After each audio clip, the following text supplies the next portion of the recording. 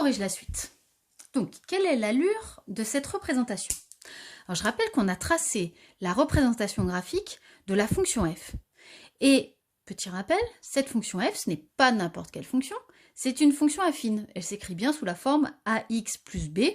J'ai bien mis en valeur les deux coefficients petit a et petit b. Le petit a vaut 1,8, le petit b vaut 32. Et cette représentation graphique, on voit que elle a l'allure d'une droite. C'est une droite.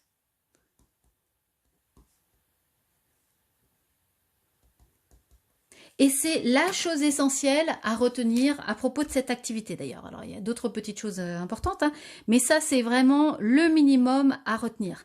La représentation graphique d'une fonction affine, eh bien c'est une droite. Voilà. Alors ensuite je vous demande de me calculer f de 0. Alors en fait on avait déjà calculé f de 0. Hein. On va quand même le refaire. F de 0, on remplace x par 0. On utilise l'expression algébrique, c'est 1,8 fois 0 plus 32 et on obtient 32. On obtient, quand on calcule l'image de 0, on obtient le nombre petit b, le petit b de l'expression algébrique de f. Et à quoi correspond cette valeur sur le graphique? Eh bien, si on regarde notre graphique, le nombre 32, on le retrouve ici, en fait. On le retrouve au point d'intersection, on le retrouve au point d'intersection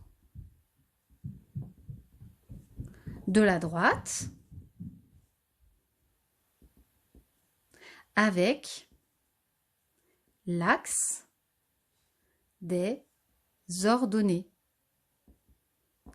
L'axe des ordonnées, hein, je vous le rappelle, c'est l'axe vertical. Et donc ce nombre, en fait, 32, le petit b, le coefficient petit b de la fonction affine, il porte un nom bien précis à cause de ça, à cause du fait que ce soit l'ordonnée du point qui a pour abscisse 0. Eh bien, ce nombre petit b, on l'appelle l'ordonnée à l'origine. Donc ça, c'est important, c'est l'ordonnée à l'origine. Voilà. Voilà comment s'appelle ce nombre petit b. Hein.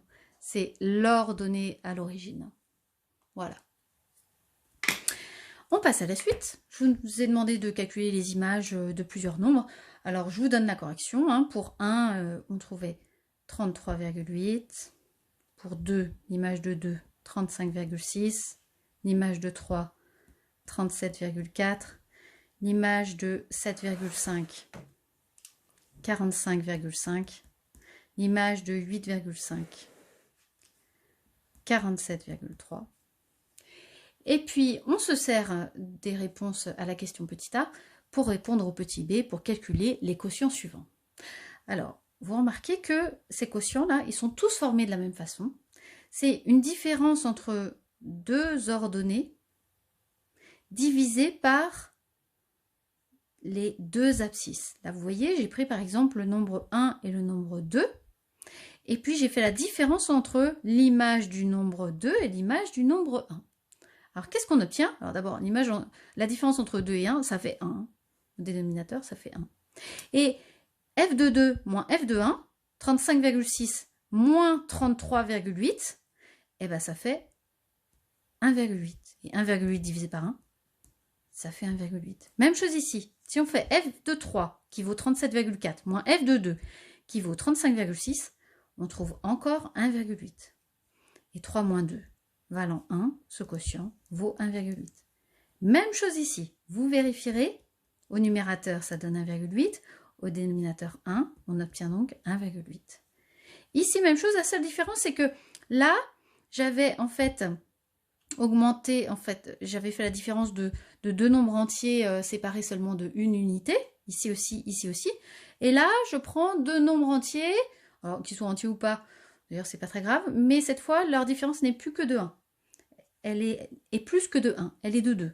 f de 3 moins f de 1, quand on fait 37,4 moins 33,8, là on trouve 3,6. Mais au dénominateur, on a 2. Et 3,6 divisé par 2, on retrouve 1,8.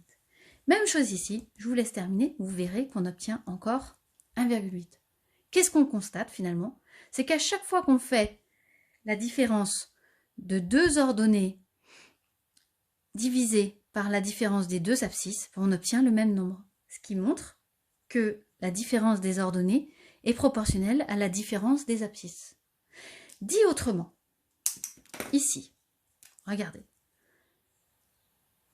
quand j'augmente de 1 les abscisses, eh bien, les images, elles, de ces abscisses,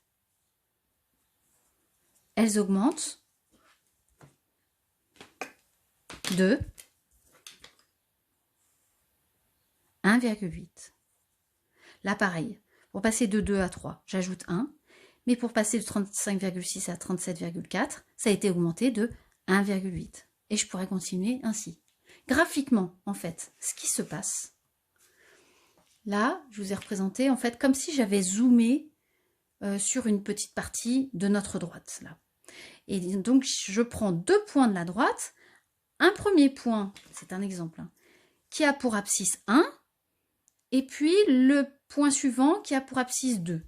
Pour passer de 1 à 2, j'ai bien ajouté 1. Par contre, quand je regarde l'image du nombre 1 et l'image du nombre 2, eh bien, les images, elles ont progressé de 1,8. Quand les abscisses augmentent de 1, les ordonnées augmentent de 1,8. Et ce fameux 1,8, bien sûr, eh ben, vous l'aurez remarqué, c'est l'autre coefficient de la fonction affine. C'est le petit a. Et il porte un nom, on l'appelle le coefficient directeur. 1,8, hop, c'est le petit a, et c'est le coefficient directeur. Donc en fait, graphiquement, on retrouve le petit a de la fonction affine et le petit b. Le petit b, c'est l'ordonnée à l'origine, et le petit a, c'est ce qu'on appelle le taux d'accroissement. Si l'abscisse augmente de 1, l'ordonnée, elle augmente du petit a, du 1,8. Voilà. Et là, je n'ai pas répondu à la question. Que remarques-tu? Bah, on retrouve, on obtient le coefficient directeur, c'est comme ça que s'appelle le petit a, de la fonction f. Et on va en reparler du coefficient directeur de la fonction f, parce qu'il permet de donner en fait la pente de notre droite.